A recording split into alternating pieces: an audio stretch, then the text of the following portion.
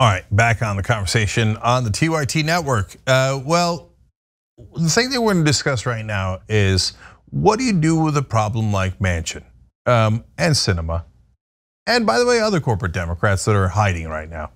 And that's a problem for the entire Democratic Party and certainly for progressives because we can't get anything passed without President Manchin approving and Vice President Sinema.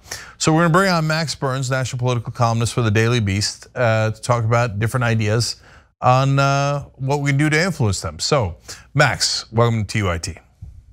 Thanks for having me. No problem. All right, you wrote an article with a simple idea. Share it with us.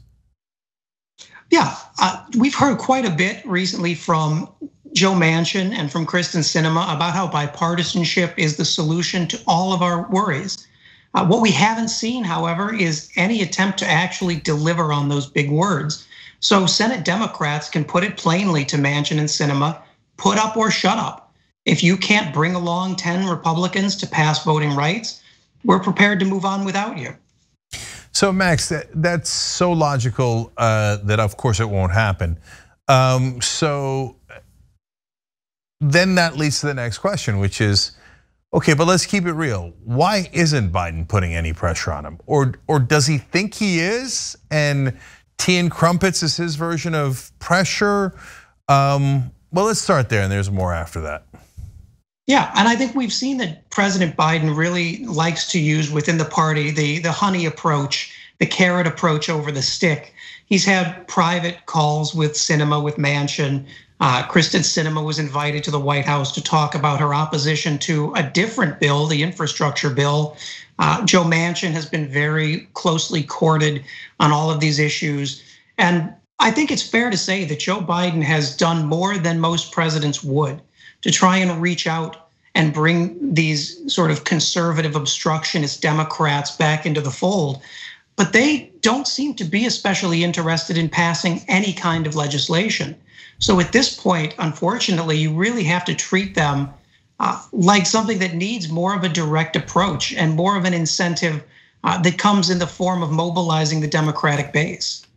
Yeah, Joe Biden's administration is over now. So let's just be honest about that. He doesn't have the, you could say backbone, and then they'll get super offended by that. But it's just not in his nature to stand up and fight fellow Democrats, let alone Republicans. He barely ever fights anybody. So Manchin's blocking For the People Act. I mean, that was the bare minimum. That was table stakes for the Democratic Party. $15 minimum wage was table stakes for progressives. But I knew we weren't going to get table stakes. Of course not, right? So if, and so this is leading to the question of, we tried tea and crumpets, it didn't work, it was never going to work, it's not the correct political strategy. Asking politicians pretty please is just silly, it's a waste of time. So do you think there's any hope that the Biden administration will say, no, Joe, I'm not going to let you end my tenure as president, I'm going to fight you? Yeah, I would love to hope that. We've seen very little evidence of that, unfortunately. And I think you're right. To a large extent, Joe Biden doesn't seem to understand how deep the rifts are in the party that he now presides over, how hungry activists and rank and file voters are for Democrats to make good on their promises. And that's especially true with voting rights. I mean, there are Black and brown Americans across this country who are paying the price for turning Georgia blue by losing their right to vote in the latest round of GOP-led attacks on voting rights. Democrats have said that they were going to protect them, that they would stand behind them. And yet, looking behind these voters, there's no one to be found. And this is not an issue that can afford to wait. Democrats need to act or they're going to face the justified fury of their voters in 2022. So, Max, I don't know if you can get a sense of this. Do you have any sense of whether anyone in Washington understands that? Because everyone outside of Washington gets it and is screaming at the top of their lungs, do something, do something. But in Washington, including all the way through to progressives, they seem like, we're FDR, we don't actually, did FDR actually get anything passed? we don't have to get anything passed, do we? We did an infrastructure. I mean, we did a COVID relief bill, which almost any president would have done. Can't I retire? Like, do you have a sense of whether they really? Because Washington bubble. This is a real question because the Washington bubble is so thick. Any sense of whether its reality has penetrated it? It is thick, and it convinces you that you're crazy to care about the things you care about. We see this with a lot of great reformers who go to Washington. Right now, I would say Cori Bush is really leading a push on For the People Act, for voting rights in general, and has remained a very vocal and unapologetic voice for those forgotten constituents. Even now, as we're starting to see Democrats splinter a little bit on voting rights, we now have 3 essentially competing voting rights bills in the Senate, Sinema's, Manchin's, and the rest of the Democratic parties. And there's not really been a strong liberal voice saying we need to conference and get this done by the end of June. Because if we continue to wait, Republicans will have chipped away voting rights to the point where there's nothing left. We're just not seeing that urgency, and it's hard to explain why. Yeah, look, the voting rights measures are table stakes because not only are they the right thing to do and deliver for your core constituency, but it actually would help Democrats win. So if they can't even pass things that are to their own advantage, their incompetence will know no bounds at all. And so, look, I say all the time we got to fight. Progressives used to say that we got to fight, and people thought, oh, you guys are venting, etc. But Max, how much of an impact would it make if, let's just take the simplest version of the fight.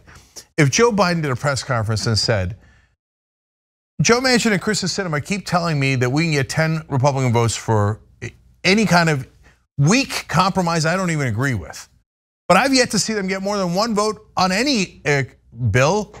So if they don't put up 10 votes, as your article suggests, then I'm going to tell Joe Manchin and Sinema they better get rid of the filibuster. Otherwise, they've blocked the entire Democratic agenda and they have done more harm than any Republican in the country. Now, if he did that, what do you think would happen? I think that the move would be seismic. I mean, to some extent, Joe Biden almost doesn't seem to appreciate the power he holds as the president of the United States. And there have been activists who have been concerned that the president seems very willing to let the Senate do its own thing. He says he wants them to come to their own bill. He wants this to be a product of bipartisanship. But what we need and what we lacked the last 4 years is leadership from the White House. And to be quite honest, the idea that the GOP is interested in bipartisanship on voting rights, when even today they cannot condemn or even acknowledge the insurrection that took place because of them, is delusional. And it will get us nowhere but wondering why all of our voters can't vote in 2 years. You'd almost have to have dementia to think that the Republicans would agree to a voting rights bill. A voting rights bill, when they're doing voter suppression all across the country, pass over 300 bills to suppress voters in all those states. You think they'll work with you? You'll find 10 Republicans to work with you? No, nobody can believe that. That's ridiculous. Yeah. So, and so, because look, I knew they would take out the $15 minimum wage from the COVID relief bill. I said it on air before they took it out, well before, as they were taking it out. I said it all along because I'm right and everybody in Washington is wrong. That's just a fact, okay? Because the Democrats are controlled by corporations. They're not going to put something that the Chamber of Commerce doesn't agree with, right? But I thought that they would pass some version of voting rights because it's to their advantage. And I said on the show that they would get rid of the anti-corruption parts of HR 1. And of course, Manchin is saying get rid of every anti-corruption measure in HR 1. But Max, it requires someone with backbone in DC to say that guy's corrupt.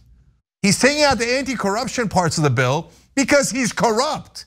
But including the progressives that I love, there isn't a single person in Washington who's going to say that about Joe Manchin, is there? That's true, and it's shocking because, as you mentioned, not only is this a political winner, it's an ethical and moral issue. I mean, we're bemoaning that Joe Manchin says he can only find 1 Republican to support his bill, when in fact he's talking about Lisa Murkowski. If you read the statement they released, she never actually said she supported a Democratic bill. She supported the principle. And that's because she said she won't vote for a Democratic bill. Looking for this bipartisanship when 60% of Republicans almost support parts of the infrastructure bill, when a majority of Republican voters support making it easier to vote, even if their senators don't. We're looking at the wrong crowd. We're forgetting who brought Democrats to Washington. Those are the same people who are not going to be able to vote because Republicans have gotten their act together and they're making certain that they pass legislation this year to stop it. So look, I think everybody's at fault. Biden's at fault. Progressives in Congress are at fault for not calling out their colleagues. For God's sake, get to work already, okay? But bottom line that I want to add here is actually the last layer of this, Max, which is that if they don't even pass the voting rights provisions that aren't about corruption, but that are about actually getting more people to vote, that means they're not just corrupted.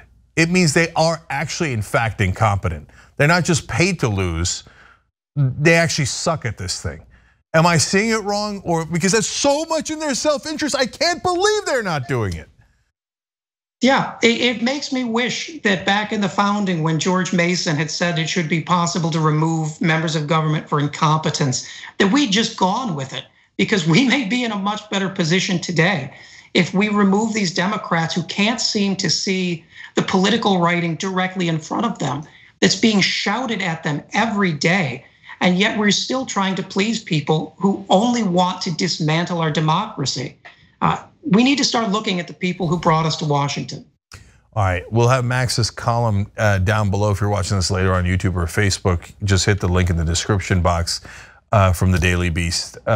Max, thank you for joining us. We appreciate it. Thanks for having me. Thanks for watching the Young Turks. Really appreciate it. Another way to show support is through YouTube memberships. You'll get to interact with us more. There's live chat, emojis, badges. You've got emojis of me, Anna, John, JR. So those are super fun. But you also get playback of our exclusive member-only shows and specials right after they air. So all of that, all you gotta do is click that join button right underneath the video. Thank you.